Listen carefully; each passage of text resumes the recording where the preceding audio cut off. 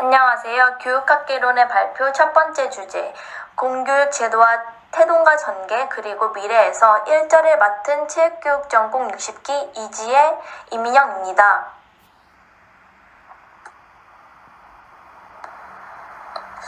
첫 번째로는 공교육의 개념, 두 번째로는 공교육 제도 태동의 배경, 마지막으로는 공교육 제도에 대한 도전과 대응 논리에 대해서 발표를 하겠습니다. 먼저 공교육의 개념부터 시작하겠습니다. 공교육이란 교육의 사회적 유용성으로 인해 국가가 적극적으로 관여하는 교육으로 국가나 공공단체가 관리, 운영, 지원하고 국민 모두에게 개방하여 보편적인 교육을 실시하는 교육을 말합니다. 즉, 국가 관리 및 지원과 국민 전체를 대상으로 한 보편성과 평등성을 포함하고 있습니다. 여기에 교육의 사회적 유용성과 교육 내용의 중립성과 보편성이 추가되기도 합니다. 이러한 공교육은 교육의 기회 균등을 위해 무상성과 의무성을 추구하고 교육 내용에 있어 중립성과 보편성을 추구하며 국가가 교육의 질을 관리하고 감독하는 학교 제도 중심의 교육이라고 합니다.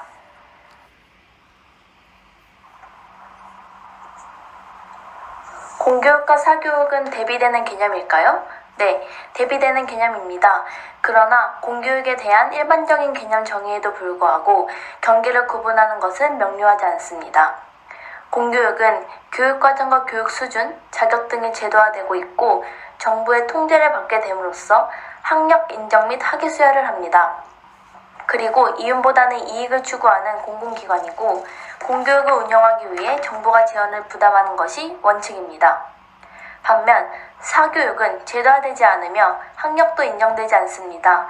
교육사업과 진입과 퇴출이 자유롭고 교육사업도 자유원칙이 적용됩니다. 또한 사교육은 이익이 아닌 이윤을 추구하고 재원도 자체적으로 도달합니다. 이러한 증거가 교육 현실에 정확히 들어맞지 않습니다. 이 중 일부만 충족시킬 때 공교육을 봐야 할지 사교육으로 봐야 할지 명확한 판단 기준이 있는 것도 아니라고 합니다. 종합해서 넓은 의미의 광의의 공교육은 국립, 공립, 사립 각급 학교를 포함하는 국가가 관장하는 제도권 교육을 의미하며 협의의 공교육은 국가가 공공단체가 설립하고 운영하는 국립, 공립 학교의 교육을 의미합니다. 즉, 광의의 공교육은 공교육을 제도교육과 동일시하여 사립학교 교육까지 포함을 하고 협의의 공교육은 사립학교 교육을 제외시키는 것입니다. 우리나라에서는 사립학교에 대한 국가의 지원과 규제가 강해 사립학교 교육도 공교육에 포함시켜 왔습니다. 서구에서는 대체로 사교육은 사립학교 교육을 의미한다고 합니다.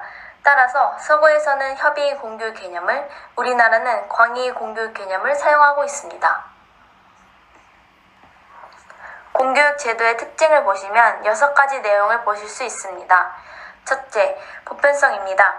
보편성은 누구나 교육을 받을 수 있다는 것으로 공교육이 특수한 교육이나 직업교육이 아닌 일반 교육이며 보통 교육이라는 것입니다.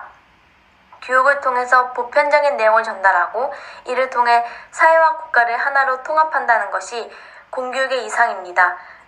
실제로 근대 국가의 발달 과정에서는 학교는 공통의 지식과 규범을 전달하여 국민 통합을 이루어내는 과제를 수행했다고 합니다. 둘째, 평등성입니다. 평등성은 인간은 이성적 존재로서 태어날 때부터 신분에 관계없이 동등한 권리를 가지며 이러한 개인의 권리가 침해받지 않도록 교육받을 기회를 평등하게 제공해야 한다는 것입니다. 셋째, 공공성입니다. 공공성은 공교육이 공익을 위한 것이어야 한다는 것입니다. 공교육의 성립이 교육 평등성의 이념을 실현하기 위한 것이기도 하지만 민족 국가의 통일과 발전을 위한 국가주의 이념도 포함되고 이에 공교육은 개인의 이익보다 국가의 공익을 위한 공공성 이념을 지향합니다. 넷째, 의무성입니다. 의무성은 의무교육이라는 말로 잘 표현되며 이는 일정 기간 동안 모든 국민에게 교육의 의무를 부과하는 것이라 할 수 있습니다. 나라마다 의무교육 기간은 차이가 있지만 점차 확대되고 있으며 각국의 교육관계 법령들에 의해 일정 기간 동안 의무적으로 학교에 다닐 것을 규정하고 있습니다. 다섯째, 무상성입니다. 무상성은 국가가 교육을 책임지고 실시해야 한다는 교육의 국가 책임론으로 모든 사람이 교육받을 권리가 경제적인 요인이나 지리적인 요인, 기타 요인에 의해 방해받는 것을 막기 위해 교육은 공공재정으로 운영되어야 하며 모든 국민에게 일정 기간 무상 교육을 실시해야 한다는 것입니다. 마지막으로 6째, 전문성입니다. 전문성은 교사의 전문성입니다. 이는 교육의 자주성, 중립성으로부터 요청되며 교사는 스스로 전문 지식과 자격을 갖추고 있어야 합니다. 이상으로 1절 발표자 이지혜였습니다. 감사합니다. 2절 발표를 맡은 영어교육 박채은, 상담심리 김미라입니다. 2절에서는 공교육이 어떻게 생겨나게 되었는지 역사에 대해서 알아보고 공교육 배경 3가지에 대해서 살펴보도록 하겠습니다. 공교육은 대략 200년 정도의 역사를 가지고 있습니다. 과거의 교육기관에 대해서 살펴보면 진나라와 한나라는 국가가 교육을 관리하였고 수나라와 당나라는 과거 제도와 연결하여 일종의 나라에서 교육을 국가적 차원에서 운영하였습니다. 유럽에서도 스파르타 교육제도와 같이 나라가 관리를 했고 우리나라 조선시대에서도 향교, 성균관과 같은 관학이 있었습니다.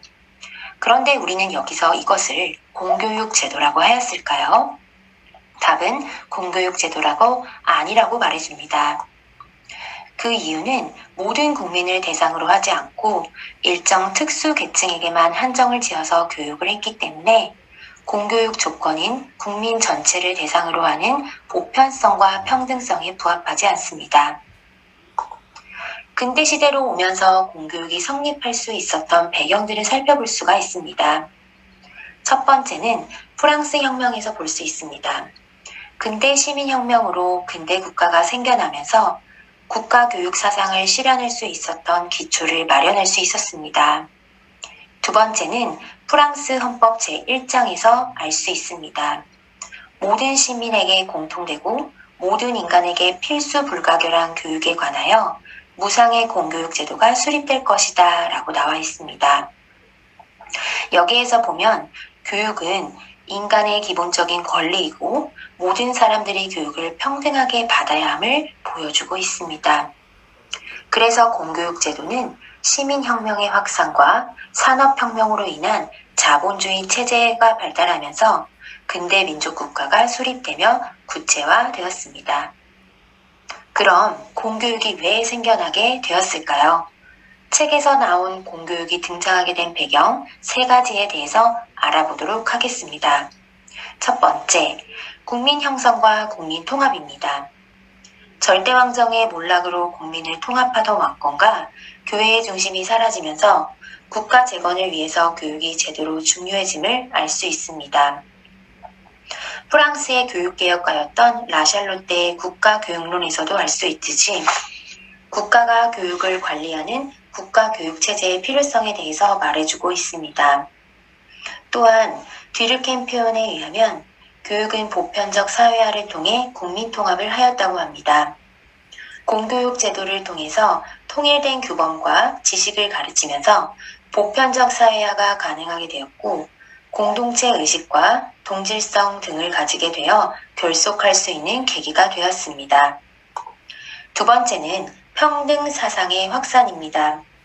평등 이념의 구현에서도 볼 수 있습니다. 평등 사상을 토대로 하여 교육받을 권리를 보장하였습니다. 즉, 소수 특권 계층을 위한 교육이 아닌 일반 국민들을 위한 교육의 전환을 촉구하였습니다. 모든 시민을 교육받을 권리를 가지고 있고 국가가 관여하여 시민의 권리를 보장해야 한다는 인식을 확산시켰습니다. 세 번째, 자본주의의 산업화를 위한 인력의 양성 공급입니다. 자본주의 산업화에 필요한 인력을 양성하였고 공급하는 데 도움을 주었습니다. 교육을 통해서 생산성 있는 노동력 확보를 위한 자본가들의 노력을 볼 수 있습니다. 노동자들에게 기본적인 읽기, 쓰기 등 문자 지식이 요구되었고 시간 엄수와 질서 지키기와 같은 사회적 태도가 필요하게 되었습니다. 또한 미국 내에서 중산층 거주 지역이 아닌 노동계층이 거주하는 공장 주변 지역에서도 의무 교육이 더 빨리 실시되었다는 사실도 엿볼 수 있습니다. 안녕하세요. 마지막 발표를 맡게 된 수학교육 전공 황유진입니다. PPT는 수학교육 전세미 선생님께서 맡아주셨습니다. 저희는 3절 공교육 제도에 대한 도전과 대응 논리에 대해서 준비해보았습니다. 공교육의 위기는 1970년대 라이머의 학교가 죽었다. 일리치 탈학교 사회, 여기서부터 시작돼서 1983년 미국에서 위기에 처한 국가라는 보고서를 통해서 본격적으로 표면화되었습니다.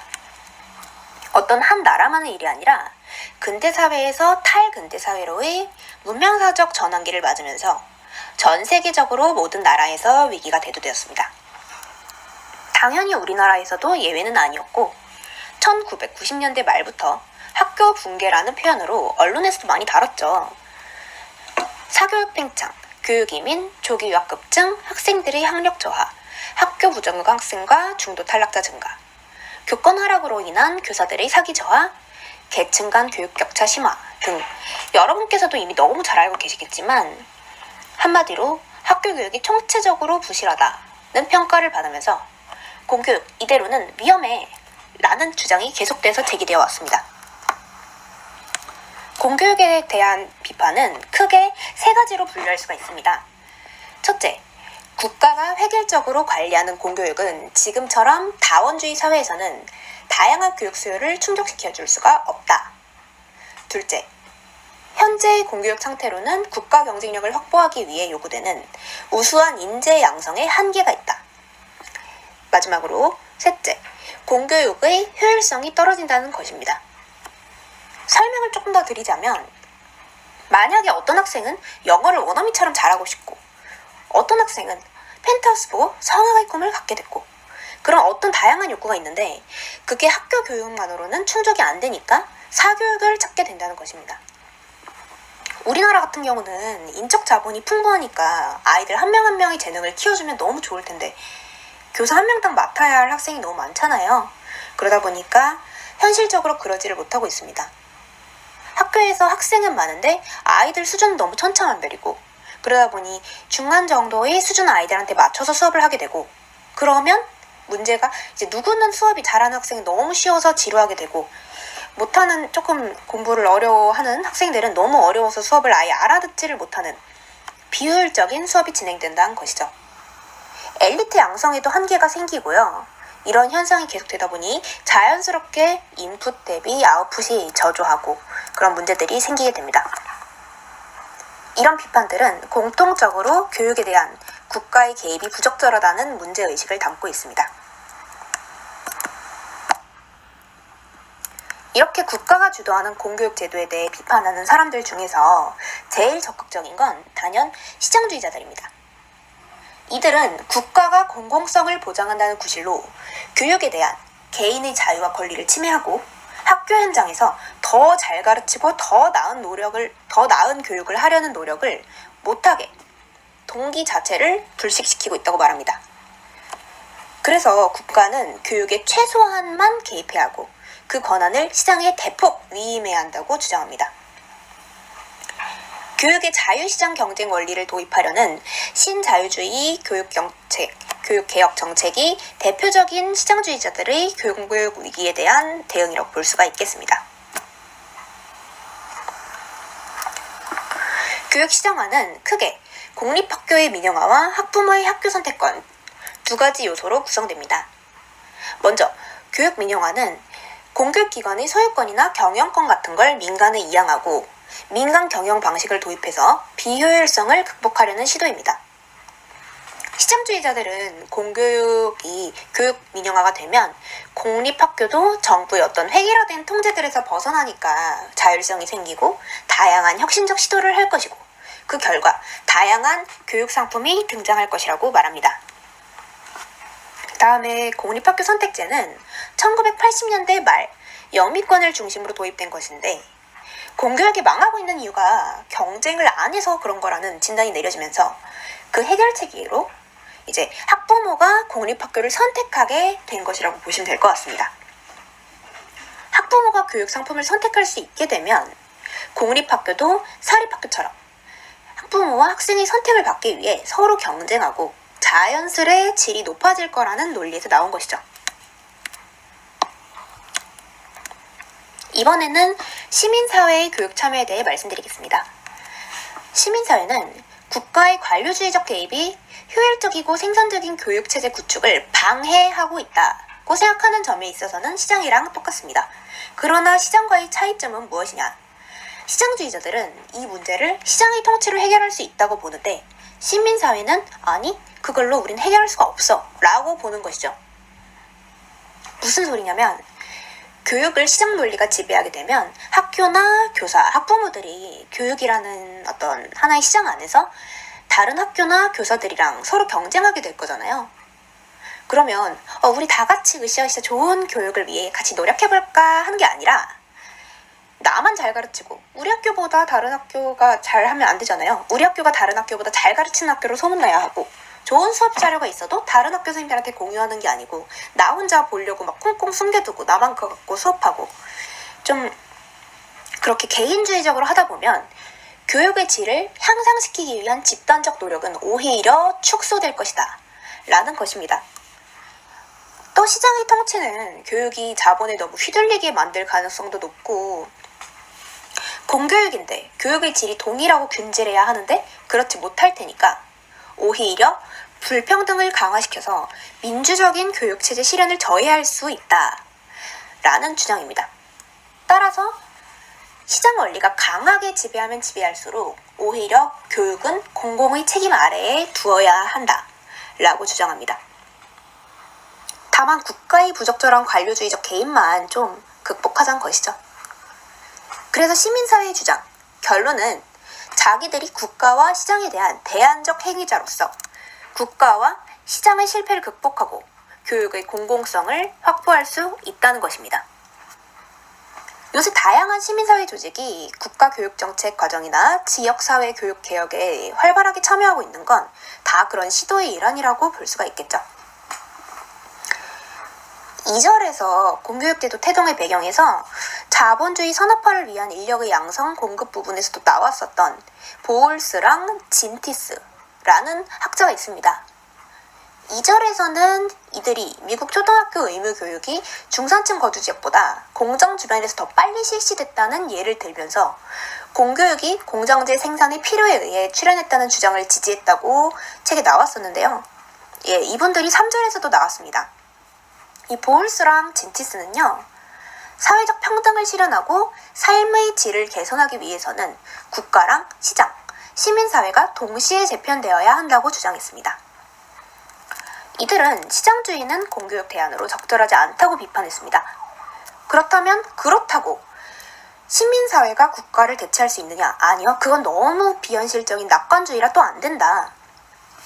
국가나 시장 시민사회의 약점보다는 강점에 주목하면서 그 실패를 최소화할 수 있도록 무언가 전략을 도모해야 한다고 주장했습니다. 세 번째로는 교육지구화가 있습니다. 지구화는 지구촌, 세계화라고 말씀드리면 좀 더 이해가 빠르실 것 같은데요.